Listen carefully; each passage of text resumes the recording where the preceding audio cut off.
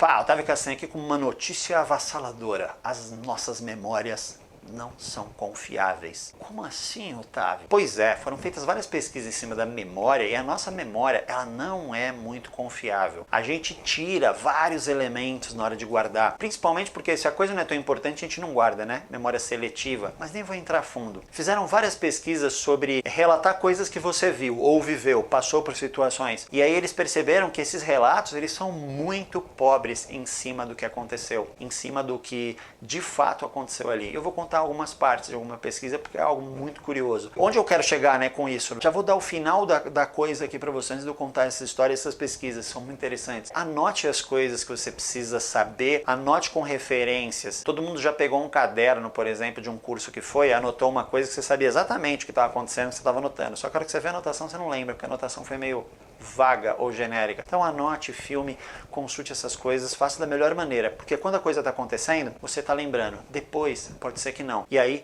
fica uma dica aí para você que me segue, que é, tenha sempre um caderninho do lado da sua cama, porque à noite, a hora que você está dormindo e você acorda no meio da noite e tem um estalo, uma ideia sensacional de algo, você fala, cara, amanhã eu vou começar a fazer isso daí. E você dorme, amanhã de meia hora que você acorda, provavelmente você não vai mais lembrar. Mas eu tô falando de memórias, os caras fizeram a seguinte pesquisa, ó que interessantíssimo, eles puseram o pessoal num teatro, e esse teatro aqui tem uma peça, beleza, já começou lá a rolar a peça, um cara entrou vestido de chapéu, tipo o chapéu do Zorro, eles queriam fazer uma alusão ao Zorro, chapéu do Zorro e uma capa, igual a do Zorro, só o chapéu e a capa. Esse cara entrou no teatro pela frente, gritou com o cara e deu 3 tiros no cara e matou um cara que estava na primeira fila, tudo de mentira. Só que só o cara que ia morrer era ator e o cara que estava entrando era ator, e o pessoal estava fazendo a peça. O cara entrou, matou, ficou uma gritaria, tinha mais alguns atores provavelmente fazendo uma cena e o cara fugiu. E aí deu um rebuliço no teatro, só que eles já tinham preparado uma sala de interrogatório, já tinham preparado a polícia ali fora e não deixaram ninguém sair do teatro, e interrogaram todo mundo. Foi acho que 200, 300 pessoas do teatro, foram lá e interrogaram. E olha que interessante, a coisa acabou de acontecer. Todo mundo acabou de ver um cara de chapéu e capa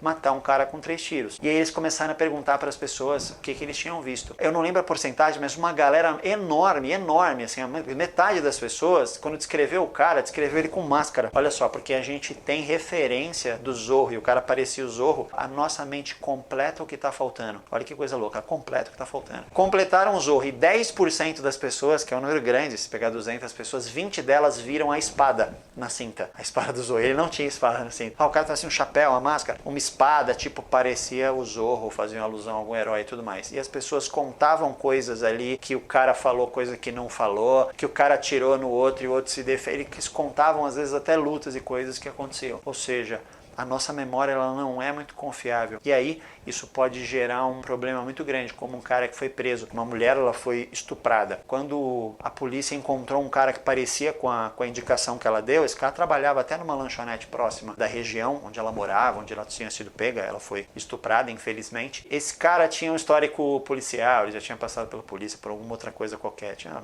roubado alguém ou batido em alguém, sei lá. Enfim, esse cara foi preso e na hora que ela foi pro reconhecimento, ela falou, é esse cara. E ele falou, não sou eu, nunca fiz isso, nunca faria uma coisa dessa e tal. Esse cara foi preso e depois de 4 anos, mais ou menos, na cadeia, ele conheceu o cara que estuprou essa menina, porque o cara, ele se vangloriava de ter estuprado um monte de mulheres. Ele contou, inclusive, nessa noite, com detalhes, o que ele fez com ela, e depois dali ele ainda estuprou, acho que mais duas pessoas na mesma noite, uma coisa assim. Bom, ele contou, e o cara foi lá, chamou o advogado dele e falou, cara, esse cara contou, ele confessou e viram tudo mais. Legal. Levaram esse cara, que é o bandido real, de verdade, que foi ele mesmo que estuprou a moça. E o cara que ela acusou e foi preso. 4 anos preso. Levaram de novo para ela fazer a cariação ali. Ela olhou para os dois e confirmou que era aquele primeiro que ela tinha confirmado. O que aconteceu ali, provavelmente? Ela, na hora que aconteceu o abuso, ela viu características daquele cara. E ela percebeu algumas coisas e descreveu mais ou menos como ele era. E aí, quando ela viu aquele cara suspeito, que não era o de verdade, ela viu que tinha algumas características que ela falou. Automaticamente, o cérebro dela completou com as dele mesmo o resto, e ela ficou com aquela imagem fixada na cabeça. Quando eles trouxeram o bandido de verdade e o acusado, depois de 4 anos preso, e ela olhou, a imagem que ela tinha fixado era aquela que ela viu nítida no tribunal do cara lá e tudo mais, ou na cariação lá. E ela olhou e confirmou ainda ser aquele cara. O detalhe é que tinham guardado, o advogado do cara de defesa tinha acho que guardado material genético, não sei o que era, da roupa dela, da moça, não sei se era sêmen, cabelo, alguma coisa